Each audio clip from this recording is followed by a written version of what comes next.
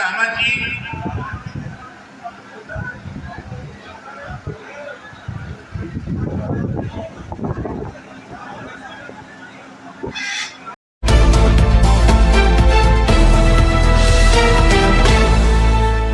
आप देख रहे हैं खबरों नजर चैनल। खबर यूपी के जिला आजमगढ़ से है, जहां भारतीय जनता पार्टी भाजपा आजमगढ़ इकाई द्वारा जिलाध्यक्ष ध्रुव कुमार सिंह की अध्यक्षता में सिधारी स्थित एक होटल में वक्फ सुधार जन जागरण अभियान के तहत अल्पसंख्यक प्रबुद्ध संवाद कार्यक्रम आयोजित किया गया। कार्यक्रम में उत्तर प्रदेश सरकार के मंत्री दानिश आजाद अंसारी मुख्य अतिथि के रूप में उपस्थित रहे। इस अवसर पर मंत्री दानिश आजाद अंसारी ने वक्फ संपत्ति की परिभाषा बताते हुए कहा कि मुस्लिम भाइयों द्वारा दान की गई ऐसी संपत्ति जिसका उपयोग धार्मिक और सामाजिक कार्यों के लिए किया जाना है, वक्फ संपत्ति कहलाती है। धार्मिक कार्यों में मस्जिद, मदरसा, ईदगाह आदि का निर्माण शामिल है, जबकि सामाजिक कार्यों में स्कूल, कॉलेज, अस्पताल बनाना और गरीब मुसलमानों को मुफ्त शिक्षा व इलाज उपलब्ध कराना तथा वक्फ संपत्तियों पर दुकानें बनाकर गरीब मुसलमानों को कम किराए पर देना शामिल है। उन्होंने दावा किया कि आजमगढ़ के अधिकांश मुसलमानों को यह जानकारी नहीं है कि जिले में 2662 वक्फ संपत्तियां मौजूद हैं, लेकिन इन संपत्तियों का लाभ गरीब मुसलमानों तक नहीं पहुंच पाया है। उन्होंने कहा कि आजमगढ़ ही नहीं, पूरे आजमगढ़ मंडल और उत्तर प्रदेश में भी वक्फ संपत्तियों पर गरीब मुसलमानों की भलाई के लिए कोई उल्लेखनीय कार्य नहीं हुआ है। श्री अंसारी ने कांग्रेस सहित पिछली सरकारों पर वक्फ संपत्तियों के माध्यम से गरीब मुसलमानों के कल्याण के लिए कोई ठोस कदम न उठाने का आरोप लगाया। उन्होंने कहा कि आज़ादी के 75 साल बाद भी यह काम नहीं हुआ, इसीलिए मोदी सरकार को गरीब मुसलमानों के हित में वक्फ संशोधन विधेयक लाना पड़ा। उन्होंने वक्फ संपत्ति को खुदा की संपत्ति बताते हुए कहा कि इसका उपयोग कुछ लोग अपने निजी फायदे के लिए कर रहे हैं, जबकि गरीब मुसलमानों को इसका कोई लाभ नहीं मिल रहा है। उन्होंने कहा कि मोदी सरकार गरीब मुसलमानों को उनका हक दिलाना चाहती है और यह काम तो मुसलमानों को खुद पहले ही कर लेना चाहिए था। उन्होंने यह भी स्पष्ट किया कि वक्फ कानून में संशोधन पहली बार नहीं हो रहा है, बल्कि पिछली सरकारें भी समय समय पर आवश्यकतानुसार संशोधन कर चुकी हैं।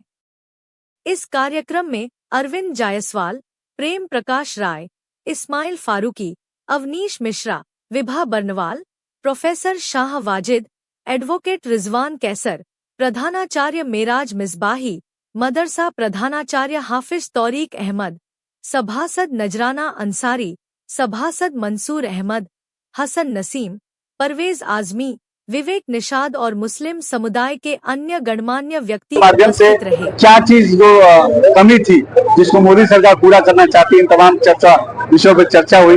2600 से अधिक आजमगढ़ में वक्फ की संपत्तियां हैं और यहाँ जानकारी ये हुई, आम मुसलमानों ने भी ये बताया कि एक भी वक्फ की संपत्ति पे कोई चैरिटेबल स्कूल या हॉस्पिटल नहीं खुला।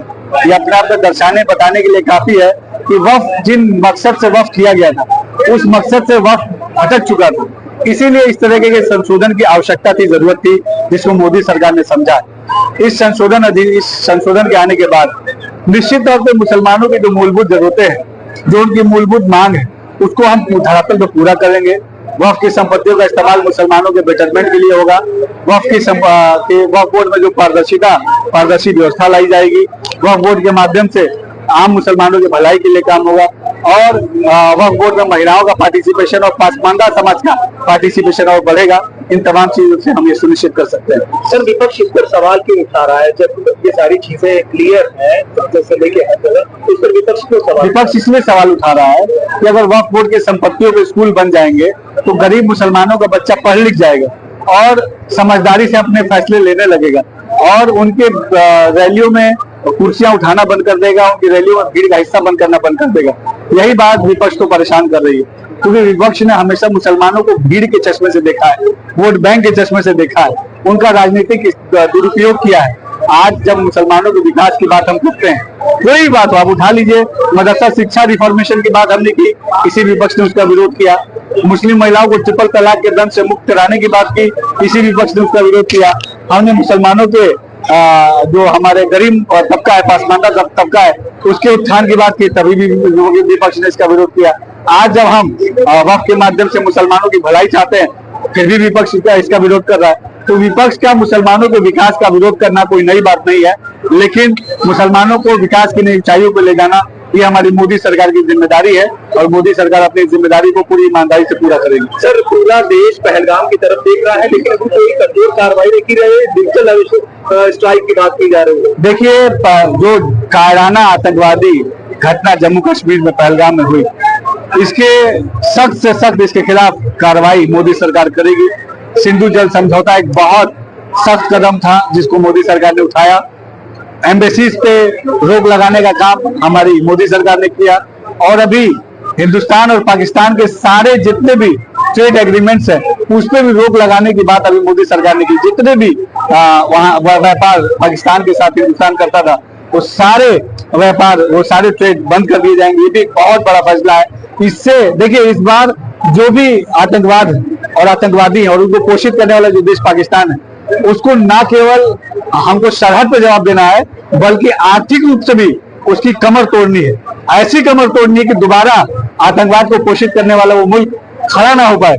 इस स्ट्रेटेजी पे मोदी सरकार काम कर रही है, और आप देखिएगा कि आतंकवाद और आतंकवादियों को और उनको समर्थन देने वाले लोगों को हम नेस्तनाबूद कर देंगे। जातीय जनगणना होने की बात है, और किस तरह से मुसलमान समाज को और किसी किस तरह से बहुत ऐतिहासिक कदम हमारी मोदी सरकार ने उठाया। देखिए, हमारा जो भारत देश है जातिगत धुरी पे टिका हुआ है। भारत का विकास बिना जातिगत विकास को सुनिश्चित किए नहीं हो सकता है। खासतौर पर जो मुस्लिम में पसमानदा तबका है, पिछड़ा तबका है, ये जातिगत जनगणना होने से जो पसमानदा तबके का आर्थिक, सामाजिक और शैक्षणिक आंकड़ा है, स्पष्ट आंकड़ा सामने आ जाएगा, और इससे हमें नीति और नियम बनाने में सुलभता होगी, और हम बहुत अच्छा नीति बना पाएंगे अपने पसमानदा समाज के उत्थान के लिए। और ये जातिगत जनगणना हमारे देश के विकास को नई ऊंचाइयों पर ले जाएगी। सर, जातिगत जनगणना को विपक्ष अपनी सफलता बता रहा है, ये सवाल। कांग्रेस पार्टी को इस बात के लिए थोड़ी सी तो शर्म आनी चाहिए। बहुत लंबे समय तक कांग्रेस पार्टी का शासन काल रहा, लेकिन इतने लंबे समय तक शासन करने के बावजूद भी कांग्रेस पार्टी ने जातिगत जनगणना नहीं कराई। 1951 में नेहरू जी ने जातिगत जनगणना का विरोध किया, फिर इंदिरा जी आई, राजीव जी आए, बहुत सारे नेता कांग्रेस पार्टी के आए, उन्होंने क्यों नहीं जातिगत जनगणना करा दी?